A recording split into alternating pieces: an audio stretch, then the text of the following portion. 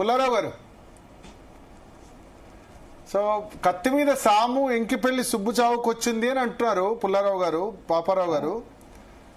But Modi అయితే ఈ విషయంలో యూరోపియన్ యూనియన్ ఎవరిని కేర్ చేసినట్టు కనిపించట్లే. కరెక్టే వాళ్ళు చెప్పింది. ఇలాంటి సంబంధాల్లో మంచి ఉంటుంది, చెడ్డ ఉంటుంది. ఒక రిస్క్ అనేది తీసుకుంటున్నాం కదా, రిస్క్ వెంటనే మనకు తెలియదు. రిస్క్ నా వ్యూ ఏంటంటే పెద్ద అమెరికా పట్టించుకోదు ఈ సంబంధానికి. ఎందుకంటే రష్యా వాళ్ళ కాంపిటీటర్ గా చూడలేదు. అమెరికా చైనాతో ఇబ్బంది వాళ్ళకి కాంపిటీటర్ గా చూడండి. మరి రష్యన్ ఆయిల్ కొంటున్నామని అడిషనల్ గా 25% టారిఫ్ అది చైనా కూడా కొంటున్నారు. చైనా మీద వేయలేదు కదా, చైనా మీద లేదు 50%, ఓన్లీ మన మీద వేశారు. మన మీద బ్రెజిల్ పైన 2 కంట్రీస్ పైన వేశారు. బ్రెజిల్ పైన కూడా తీసేస్తున్నారు కదా. ఇవాళ నన్ను మాట్లాడారు. పర్మనెంట్ ఫీచర్ కాదు. డొనాల్డ్ ట్రంప్ చేసే పనులు మనం ఎక్స్ప్లెయిన్ చేయడం కష్టం. ఆయనకి పర్సనల్ కోపం కూడా భారతదేశం మీద ఉన్నది ఒకటి. తర్వాత ఎవరితో సంబంధాలు లేవు. పుతిన్ 26 సంవత్సరాలు ఆయన రష్యా హెడ్ గా ఉన్నాడు. చాలా దేశాలతో సంబంధాలు పెట్టుకున్నాడు, చూసేడు, అన్ని తెలుసు. తర్వాత ఒక చిన్న విశేషం ఏంటంటే రష్యా ఫారెన్ మినిస్టర్ లావ్రోవ్ 20 సంవత్సరాలు బట్టి ఉన్నాడు. ఫారెన్ అడ్వైజర్ గా ఉన్నాడు. తర్వాత ఫారెన్ మినిస్టర్ గా 14-15 సంవత్సరాలు. చైనా కూడా వ్యాంగి 20 సంవత్సరాలు బట్టి ఆయన కౌన్సిలర్ గా ఉన్నాడు, లేకపోతే ఫారెన్ మినిస్టర్ గా ఉన్నాడు.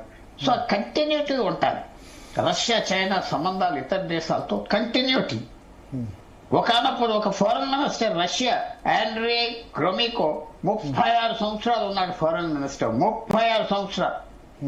మొత్తం ప్రపంచ నాయకులు అందరూ చూసి. సో అలాంటి అడ్వాంటేజ్ వాళ్ళకు ఉన్నది రష్యాతో మన సంబంధం మంచిది. కానీ నేను ఇందాక చెప్పింది ఏమిటంటే సెట్టింగ్ సన్ అన్న. రష్యా పరిస్థితి 20 సంవత్సరాలు 40 సంవత్సరాల క్రితం వేరు, ఇవాళ వేరు. అంటే మీరు ఫ్యూచర్ చూసి చెప్తాను కాదు, మనం కంపారిటివ్ గా చూడాలి. ఒకనప్పుడు సూపర్ పవర్, ఇప్పుడు సూపర్ పవర్ గా ఎవరైనా గమనిస్తున్నారా? లేదు. కానీ మనకు అవసరం, భారతదేశానికి దేనికి అవసరం? యునైటెడ్ నేషన్స్ అవసరం. మన చుట్టుపక్కల ఉన్న దేశం, మన చుట్టుపక్కల దేశాలతో రష్యాకి మంచి సంబంధాలు ఉన్నాయి. తర్వాత అన్నిటికంటే ముఖ్యం స్ట్రాటజిక్ ఆటోనమీ అని. అంటే ఫారెన్ అఫైర్స్ లో మా ఇష్టం వచ్చింది మేము ఆలోచించుకుని దేశానికి చేయవలసింది చేస్తాం అని భారతదేశం ఇవాళ అది కూడా చెప్తుంది.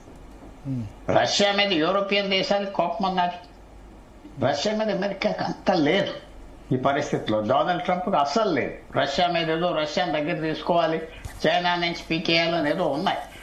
అన్నిట్లో ఏమిటంటే ప్లసెస్ ఉన్నాయి, మైనసెస్ ఉన్నాయి. రష్యా మనకు తప్పదు. ఎందుకంటే యునైటెడ్ నేషన్స్ లో వాళ్ళు వీటో మనం వాడుకుంటా ఉన్నాం కాశ్మీర్ మీద, దాని మీద డిస్కషన్స్ అవ్వకుండా. తర్వాత ఇందాక చెప్పినట్టుగా వాళ్ళ సంబంధం చైనాతో మనకు చాలా ఉపయోగం. రష్యాతో మనం కట్ ఆఫ్ చేసుకుంటే ఇంకా మనమే ఐసోలేట్ అయిపోతాం, రష్యా కూడా ఐసోలేట్ అవుతారు. ఐసోలేట్ అంటే ఒంటరి అయిపోయి ఇంకా చైనా పక్కనకి వెళ్ళిపోతారు.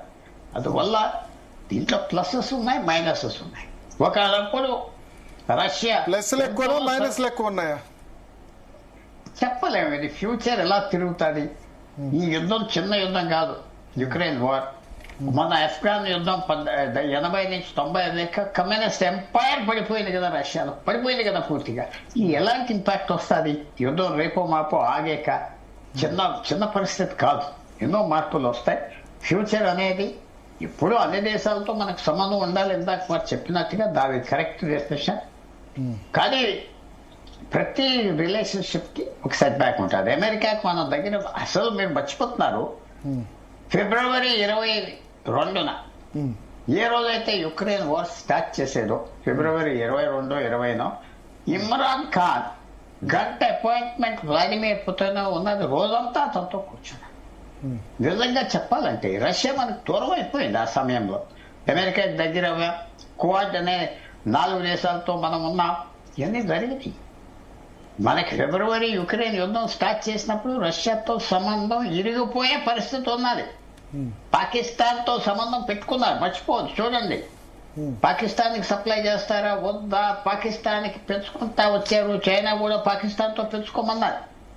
ఎప్పుడైతే దాని వల్ల ఇమ్రాన్ ఖాన్ ని అమెరికా కోపం వచ్చి ఆర్మీకి చెప్తే తీసేశారు. నో కాన్ఫిడెన్స్ మోషన్ పెట్టారు. ఎంపీలు కొంతమంది మార్చారు. ఇమ్రాన్ ఖాన్ జైల్లో దోశారు.